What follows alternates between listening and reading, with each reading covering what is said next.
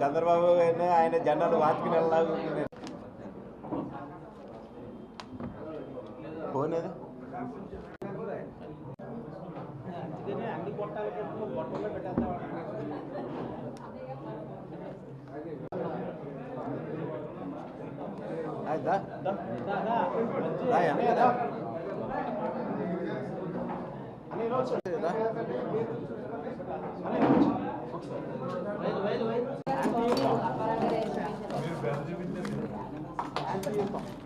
రేపు భర్తరామని ఓడించి చూపిస్తారు.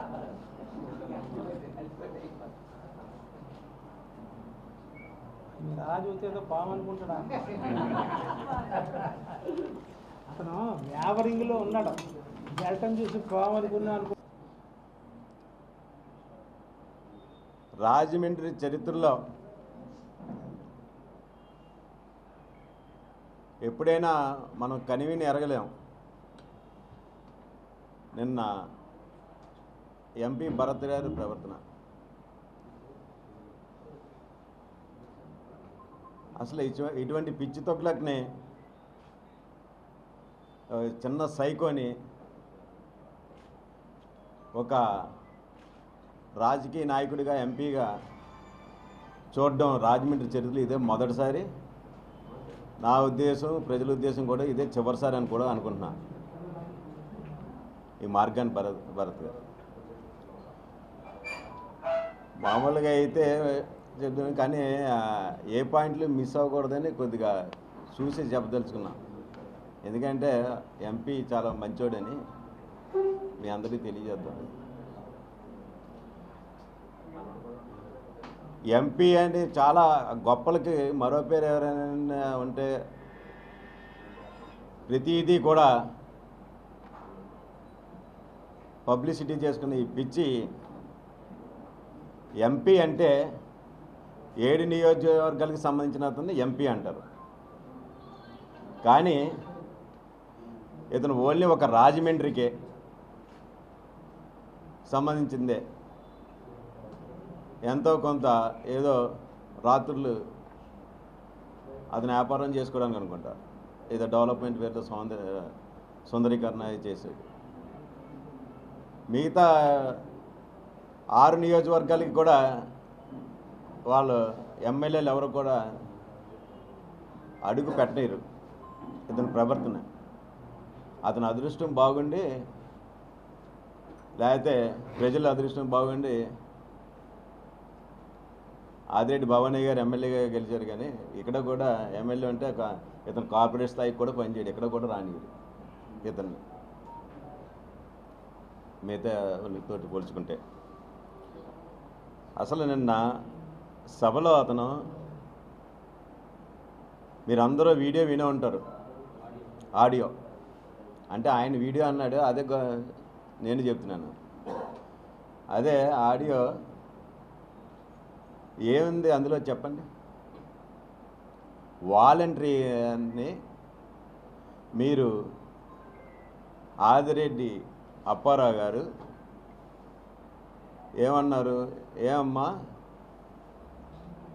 నీ మీద నిందారోపణలు వస్తున్నాయి, నువ్వు వన్ సైడ్గా చేస్తున్నావు, నువ్వు వాలంటరీ అయితే అందరికీ చెయ్యాలి కదా, కొద్దిగా నువ్వు వైఎస్ఆర్సీపీ కార్యకర్త కింద వద్దు అని ఇలా చేసేటట్టయితే మా కార్యకర్తలు నీకు బుద్ధి చెప్తారు, నువ్వు లేదు ఆవిడ మాటలు కూడా అంటుంది, లేదండి నేను అంతా చేస్తున్నట్టు అలాగైతే వెళ్ళని గుడ్డు లేకపోతే బ్యాడ్ అని చెప్పారు. భరత్ గారు దీంట్లో తప్పేముందండి? వాలంటరీ అంటే ఎవరు? మీ కార్యకర్త? చెప్పండి. మా డబ్బులతోటి, మేము కట్టిన పన్నుల డబ్బులతోటి వాళ్ళు జీతాలు ఇస్తున్నారు అంటే వాలంటరీ అన్నది అందరికీ సమానంగా పనిచేయవలసిన బాధ్యత. ఆ ఉద్దేశంతో మా జనసేన పార్టీ అధ్యక్షుడు కానీ చంద్రబాబు నాయుడు గారు కానీ వాలంటరీ వ్యవస్థను మేమేం రద్దు చెయ్యం, కాకపోతే మీరు ఇచ్చి 5,000 జీతం అది సరిపోవటం లేదు అని మా నాయకుడు చెప్పాడు. కొంతమంది వాలంటీర్ పేరులో మోసం చేస్తారని చెప్పడం జరిగింది. అంతేగాని మేము వాలంటీర్లకి మేము ఎప్పుడూ వ్యతిరేకం కాదు. ఆ ఉద్దేశంతో ఆయన బాధ్యత గల వ్యక్తి కాబట్టి,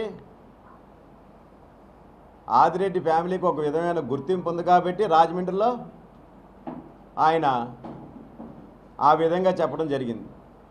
దానికి నువ్వు భూతత్వంలో చూసి ఏదో నీ మైలేజ్ కోసం, నీ పిచ్చి పబ్లిసిటీ కోసం దానికి ఒక సిద్ధమని సభ పెట్టుకుని రాష్ట్రం మొత్తం మీద చాలా గొప్ప పేరున్న మంత్రులు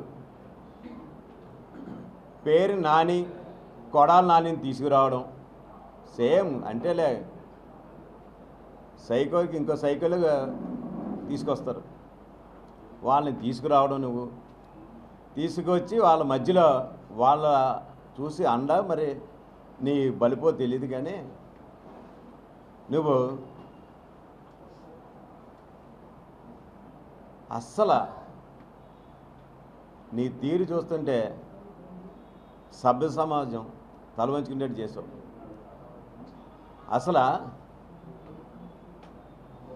అంత నీ తండ్రి సమాన వయసులో ఆయన్ని నువ్వు చెప్పు చూపించడం అంటే నీకు ఎంత బలుపు, ఎంత ధైర్యం నీకు. ఎంపీ గారు, మేము చేయగలం.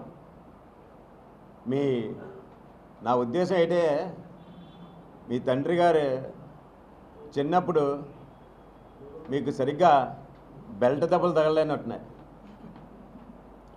బెల్ట్ దెబ్బలు తగిలితే మీరు కరెక్ట్గా లైన్లో పడిపోయారు. కానీ మేము చూపించాం ఇక బెల్ట్, ఈ బెల్ట్ దెబ్బలు మీకు పడతాయి. ఒళ్ళు దగ్గర పెట్టుకుని పెద్దాంతరం చిన్నాంతరం లేకుండా మాట్లాడితే మీరే అసలు రాజమండ్రికి రౌడీజం చూపించారనుకుంటున్నారు మీరు. రాజమండ్రి ప్రజలారా, ఇటువంటి రౌడీకి మనం ఓట్లేసి ఎమ్మెల్యేగా ఎన్నుకోవాలా? ఏంటండి అది? మీరే చెప్పండి. అసలు ఎప్పుడైనా విన్నామా? భరత్ గారు, మీరు చేసిన కొన్ని ప్రశ్నలు మేము ఎప్పుడో 10 ప్రశ్నలు ఎప్పుడో అడిగాం, దానికి సమాధానం చెప్పలే. మీరు సభ పెట్టారు, సిద్ధం సభ పెట్టారు, అవన్నీ చెప్తారని అనుకున్నాం. కానీ మీరు అదేం చెప్పలేదు. ఓన్లీ ఆదిరెడ్డి అప్పారావు గారిని ఏదో ఒకటి అనాలనే ఉద్దేశంతో మీరు సిద్ధం సభ పెట్టుకున్నారు. నిజంగా చెప్పు చూపించవలసి వస్తే మీ జగన్మోహన్ రెడ్డి గారికి చూపించండి. ఏది మన రాజధాని, ఏది మన రాజధాని ఏదని మీ జగన్మోహన్ రెడ్డి గారు చూపించండి.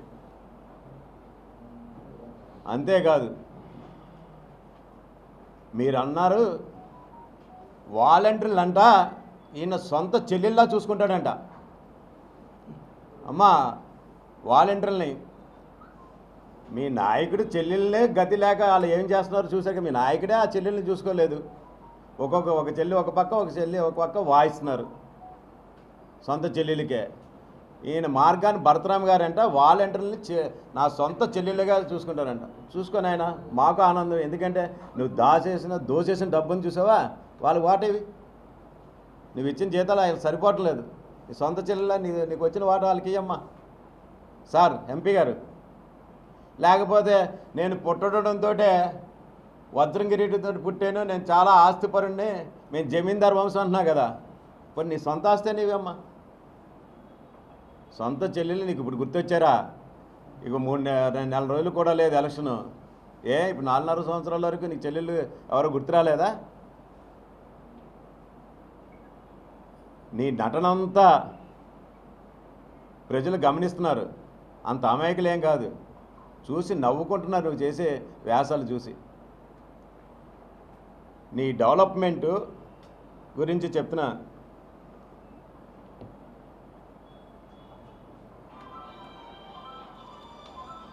డ్రైనేజీలు ఎక్కడికెక్కడ పూర్తిగా మూసేసి అభివృద్ధి పేరుతో అది వచ్చిన ఆ మురికి నీరంతా రోడ్డు మీద వస్తుంది. అది మీరు చూస్తున్నారా లేదా ఎంపీ గారు? అంతేకాదు నువ్వు చేసిన అభివృద్ధి రోజు రోడ్లపై పారుతున్న డ్రైనేజ్ నీరు నగర శివారులో స్వైర విహారం చేస్తున్నాయి పందులు. అది నువ్వు చేసిన అభివృద్ధికి. అంతేకాదు బాగున్న ఫుట్పాత్ని రేలింగ్లను పీకేసి బిల్లలు అతికించి అవి కూడా ఒకసారి వెళ్తే అది ఏదో కూడా అతికించడం కూడా ఎలా ఉంటుందంటే చిన్న పిల్లోడు ఎలా చేసినా వచ్చేస్తుంటాయి. చూస్తున్న చాలా మటుకు కూడా పాపం మన సురేష్ గారు దానికోసం పోరాడుతుంటారు. ఆయన వీడియోలు అన్నీ చూస్తుంటాను. ఆయన మరీ పీక్ మరీ చూపించడానికి ఇలాగ వచ్చేస్తున్నాయి. అది మీరు చేసిన అభివృద్ధి. లైట్లు ఉన్న చోటేమో మళ్ళీ లైట్లు వేస్తావు. దేనికి లైట్లు ఉన్న చోట ఎందుకే లైట్లు వేస్తున్నావు చెప్పు? ప్రజల సొమ్ము. ఎంత కక్కుర్తిగా నువ్వు ప్రతి పని అట్లా దోచేస్తున్నావంటే దారుణంగా అనమాట. బాలికల వసతులు నడివేమో నువ్వు చిల్లర కొట్లు అవి పెట్టి దాన్నేమో ఈటి స్ట్రీట్ అని పెట్టి వాళ్ళ భవిష్యత్తును నాశనం చేసావు. దాన్నేమో నువ్వు సూపర్గా చెప్పుకుని దానిలో మళ్ళీ పాంప్లెట్లు వేసుకుంటావు. అలాగే సుమారు అంతకుముందు 1,10,00,000 ఎంతో కంబాల చెరువులో ఖర్చు పెట్టావు. అది ఏమైందో కూడా అడిగితే ఇప్పుడు కొంచెం సమాధానం చెప్పలేదు. దాన్ని మళ్ళీ ఏం చేశారు? దాన్ని అడుగుతున్నారని మళ్ళీ 13 కోట్లతోటి అభివృద్ధి చేశానని చెప్తున్నావు. లైట్లు వేసావు, అన్నీ వేసావు. అక్కడ చూస్తే టిక్కెట్ కొనుక్కోవాలా? టిక్కెట్ కొనుక్కున్నది ఏదో మా ఎంపీ గారు భరత్ గారు డెవలప్మెంట్ చేశారు కదండి. మీరు మీ మనుషులను కొంతమంది ఫస్ట్ డే 2 రోజులు 3 రోజులు తరిమే చూశారు. మిగతా వాళ్ళు చూస్తుంటే వాళ్ళ పాపం దోమలు కొట్టి రోగాలు పడుతున్నారు. దాని మీద సరైన చర్యలు లేవు. రాజమండ్రిలో చూస్తున్నాం ఎలాగున్నాయంటే 7 దాటితే బయట నుంచి మాట్లాడలేని పరిస్థితిలో ఉన్నాం రోడ్ల మీద. అంత దోమల మీద నువ్వు ఏ విధమైన చర్య కూడా తీసుకుంటలేదు. మళ్ళీ అభివృద్ధి అంటున్నావు. నిత్యం వెంకటేశ్వర స్వామి స్తోత్రాలు కానీ అలాగే చర్చిల్లో క్రైస్తవులు ప్రార్థనలు కానీ చేసుకున్న చోట నువ్వు సుబ్రహ్మణ్య మైదానంలో నువ్వు నీ సొంత లాభం కోసం సుమారు 5-6 కోట్లు ఎంతో ఖర్చు పెట్టి డెవలప్ చేశానని దాని మీద గొప్పగా చెప్పుకుంటున్నావు. రాజమండ్రి సంస్కృతికి అసలు ఎంతో మంచి పేరు. అటువంటిది ఆ రాజమండ్రిని రికార్డింగ్ డ్యాన్సులు చేసావు నీ పబ్లిసిటీ కోసం. అది నువ్వు చేసిన అభివృద్ధి.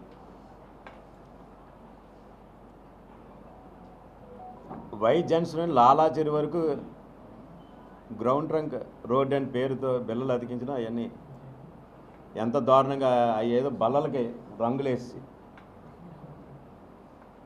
బల్లలో కూడా కాదు అది ఏంటి రౌండ్గా ఉంటే తోరలుగా వాటికి రంగులు వేసేసి దాన్ని కూడా అభివృద్ధి అని చూపిస్తున్నావు. అసలు ప్రతి కార్యక్రమం కూడా నీ ఏది చూసినా సరే మేము మొదటి నుంచే చెప్తా ఉన్నాం.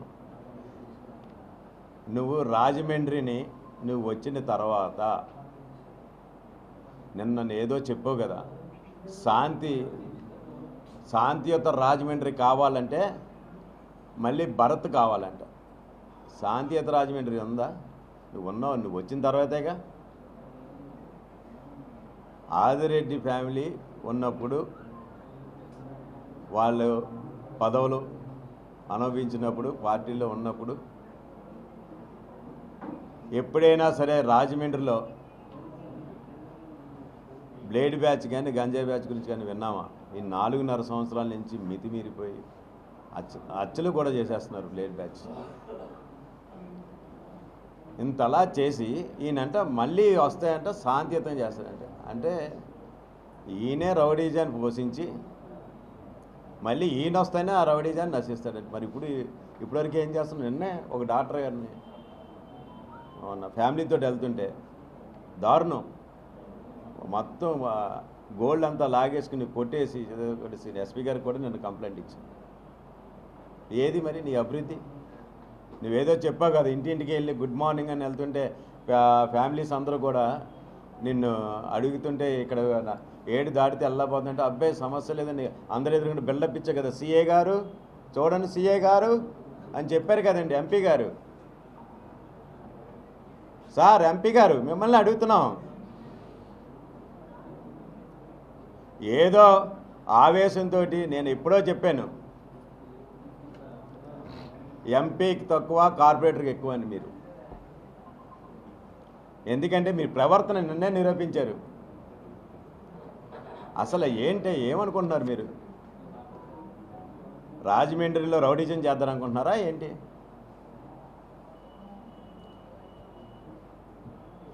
దీన్ని జనసేన పార్టీ, టీడీపీ పార్టీ చూస్తూ ఊరుకోదు.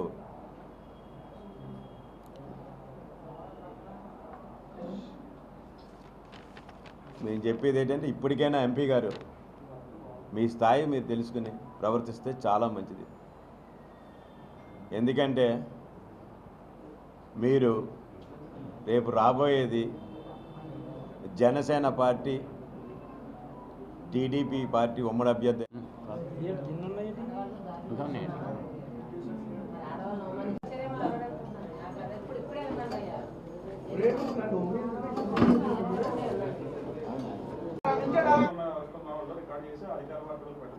అలా వాలంటీర్ రికార్డ్ చేయడం కూడా చాలా ఉన్నాయి. అది ఒకళ్ళ మాటలు రికార్డ్ చేయడమే తప్పు, ఎవరు రికార్డ్ చేయకూడదు. మేము అనేది అదే అండి, వాలంటీర్ని కార్యకర్తల కింద వాడుకుంటున్నారు. దానికి ఉదాహరణ మళ్ళీ మా వాలంటీర్లు నా అక్క చెల్లెలు మా చెప్పిన పని చెయ్యాలి అంటున్నాడు. ఏ జీతం నువ్వు విత్తనవా? నువ్వు జీతం వేయి వాళ్ళందరిదని, అప్పుడు మేము ఇష్టపడతాం.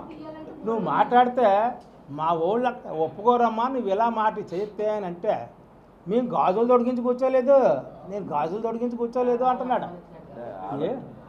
ఆడవాడు తొడిగించుకుని గాజులు నీకు తొడిగించుకోవాలని సరదా ఉందేమో చూడు నాయన, నీకు సరదా. అందు గురించి గాజులు తొడిగించుకుని టైం వస్తుంది నీకు.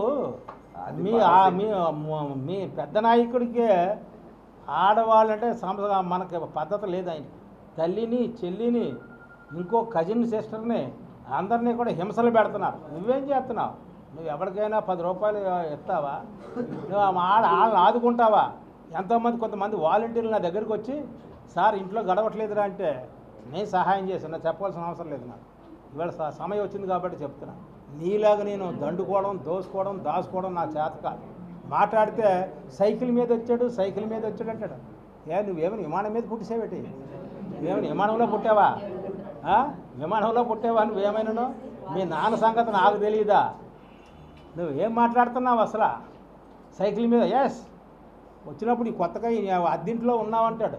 ఏది నాదేం పెనుగొండ వెస్ట్ గోదావరి. ఇక్కడికి వచ్చినప్పుడు వెంటనే ఇదేం సినిమా సెట్టింగ్ వేయమంటే ఏంటి మహానుభావుడు? సినిమా సెట్టింగ్ వేయాలా? నేను అద్దింట్లో ఉన్నాను, పురేట్ల సూరావు గారు ఇంటి తిన్నగా ఉన్న ఈ అద్దింట్లో ఉండి అక్కడి నుంచి ఇల్లు కట్టుకొని వెళ్ళాను. నా మీద నువ్వు అక్రమంగా సంపాదించేసావంటాడు. ఏంటో మరి నాకు ఏమైనా ఇసుక ర్యాంపులు వచ్చినాయా? 16 ఏళ్ళు అధికారంలో ఉన్నావు నువ్వు, 16 ఏళ్ళు పదవులు అనిపించావంటాడు. మేయర్గా ఉన్నప్పుడేమో కాంగ్రెస్ ప్రభుత్వం, ఏమైనా తేడా పోతే అల్లరి చేస్తారు. ఆ అవసరం మాకు లేదు. తర్వాత ఎమ్మెల్సీగా కొద్ది రోజులేమో అక్కడ ఉన్నాను. నేను ఉన్నాను, వాడు ఇష్టం లేదు వెళ్ళిపోమంటే నేను బయటకు వచ్చాను. నాకు ఒక ఇంగిత జ్ఞానం ఉంది. ఆ తర్వాత ఉన్న నా 3 సంవత్సరాలు హ్యాపీగా ఎన్నో పనులు చేసి పెట్టాను పేదవాళ్ళ కోసం. ఇప్పుడు నువ్వేమైనా చేసావా అని అడుగుతున్నాను. ఒకే ఒక ప్రశ్న వేస్తున్నాను భరత్తో. గోపాల్ నగర్ పొంతులో నేను కోర్టు వస్తే విడిచిపెట్టేసినటువంటి ఇళ్ళున్నాయి ఇంకా. ఫారెస్ట్ సైట్ని చేర్చి ఆ వేళ నేను అన్నీ కూడా చేశాను. చేసి ఎక్కడైతే పట్టాలు ఉండి వాటి మీద హక్కు లేదో ఆ హక్కుని తెచ్చినటువంటి ఘనత నాది.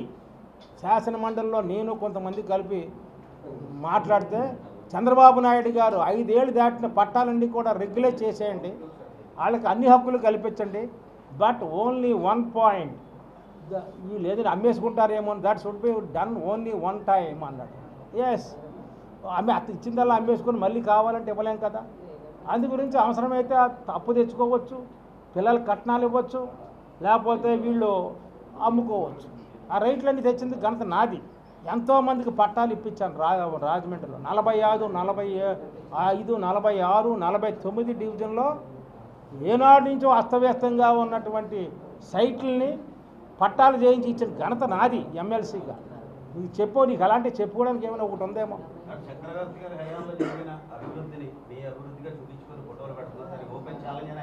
రమ్మను మనం చక్రవర్తి టైంలో చేసిన అభివృద్ధి ఏముంది. 2000 అతను ఉండేది 2002, 2005 అతనేం డెవలప్ చేశాడు చక్రవర్తి. అతని మీద ఎంత అప్రోర్ వచ్చింది మీకు అర్థం కాదు. మాకు ఇంటర్నల్గా ఉన్న విషయాలు మీకు చెప్పకూడదు. నేను చక్రవర్తి అభివృద్ధి చేయడం ఏంటి, ఆయన అక్కడికి వెళ్ళడం మళ్ళీ ఇంటికి రావడమే తప్ప ఏదైనా వార్డుల్లో తిరిగాడా, సమస్యలు పరిష్కరించాడా నాకు తెలుసు. ఇప్పటికీ ఆ ఫ్యామిలీకి నేనంటే ఒక గౌరవం ఉంది. అతను డెవలప్ చేయడం ఏంటి. ఎస్, మా మేయర్గా మా మిసేజ్ చేసింది. అసలు ఈ భరతరామ్ గారికి ఆవా ఛానల్, రాఠీ ఛానల్, మన నల్లా ఛానల్ అంటే తెలియదు ఇతరకే. ఈ 3 కలిపి ఒకసారి కలుపుతాయి. 3 అతని ఎటకారంగా త్రివేణి సంఘం అని ఇవ్వండి, అక్కడి నుంచి ఎస్టీపీ ప్లాట్లోకి వెళ్తాయి. అక్కడ క్లీన్ చేసి మన షిరిడి సాయి రామ మందిరం ఆతలకి వెళ్తారు ధవళేశ్వరంలో. ఏమి తెలియదు నీకు. అసలు ఈ పాటికే సిల్ట్ తీయించాలి. తీయించావా? సిల్ట్ తీయించావా? నువ్వు చెప్పు చేయించాలి. అన్నీ నేనే, సర్వం నేనే అంటున్నా కాబట్టి ఈ పాటికి సిల్ట్ తీయించాలి. డ్రైన్లోనూ మామూలు ఫుట్పాత్ మీద నువ్వు స్లాబ్లు వేయించేసావు. స్లాబ్లు వేయించడం వలన మధ్యలో సిల్ట్ పేరిపోయి తీయడం కుదరక ఆ వర్కర్స్ పీకలు పోత నీటిలో మునిగి విశ్వేశ్వరాలయం దగ్గర మన ఇక్కడ ఏది ఇంకో టెంపుల్ ఏంటి మార్కండే టెంపుల్ దగ్గర ఊపిరాట్లేదు అన్నారు. అలా చేసేసావు నువ్వు. అవి పట్టించుకో. రేవులు శుభ్రం చెయ్యు. అక్కడ రేవులు మేము పుష్కరాలు కాదు, ఏదైనా శివరాత్రులు అయ్యి వస్తే శుభ్రంగా క్లీన్ చేయించి ఇసుకేసి ఇవ్వడం. నువ్వేం చేయించున్నావు? అందు గురించి నీకు ఒకటే సమాధానం చెప్తున్నావు. నువ్వు మమ్మల్ని విమర్శించక, నువ్వు విమర్శించితే ఇబ్బంది పడతావు. అదేదో గొప్ప అనుకుంటున్నామో చెప్పు చూపిస్తే ఏదో నీ స్టైల్ను అందరూ అంటున్నారు. అతను బాడీ లాంగ్వేజ్ అంతండి అన్నాడు నిన్న ఒక అతను ఫోన్ చేసి. నిన్ను ఎవరో మెచ్చుకోవట్లేదు చెప్పు చూపించినది మాదిరి డప్పారా మీద. నీకు ఒకటే చెప్తున్నాను ఫైనల్గా, నువ్వు దమ్ము ధైర్యం ఉంటే ఆ ఇళ్ల పట్టాలో నేను ఏదైతే టైము లేక వదిలేశానో గోపాల్ నగర్ పొంతలో ఛాలెంజ్ ఇప్పించో. పైన కింద ఉంటాయి ఇళ్ళు. నేను అంత సర్వే చేసి చేయితే సగం చేసేటప్పటికి ఆగిపోయింది. సాయికాంత్ వర్మ అని ఇప్పుడు ఆయన కార్పొరేషన్ కమిషనర్ వైజాగ్, ఆయన అంటాడు ఏమంటే గోపాల్ నగర్ పొంత ఏమైనా చేశారు అప్పారాగారు అని అడుగుతాడు పాపం. ఆయన ఎండలో తిరిగి ఇవ్వడం ఆయన నేను కలిపి. కాదు నువ్వు అలాంటివి చేతకావు. నీకు ఎండ దెబ్బ తగలకూడదు, నేను ఉండాలి. నువ్వేదో కౌర్లు ఆడుతున్నావు. సినిమా స్టైల్ డ్యాన్స్లు వేద్దామనుకుంటే సాగదు. రాజకీయం అంటే ఒక ప్రజాప్రతినిధి అంటే కష్టపడి ప్రజల యొక్క కష్టాలు తెలుసుకొని తీర్చడమే ప్రజాప్రతినిధిగా ఉండాలి. మేము ఉన్న ఆ 16 ఏళ్ళలో నువ్వు ఏం చేసావు? 2000 కోట్లు తినేసావు అన్నాడు. మళ్ళీ 2000 కోట్లు ఎందుకు తినేసాడో చెప్పాను. పుష్కరాలకు నేను లేని స్వామి, పుష్కరాలకి నేను వైఎస్ఆర్లో ఉన్నాను. పుష్కరాలకి నేను లేను. ఆ మాత్రం ఇంగిత జ్ఞానం లేని కుర్రోడి.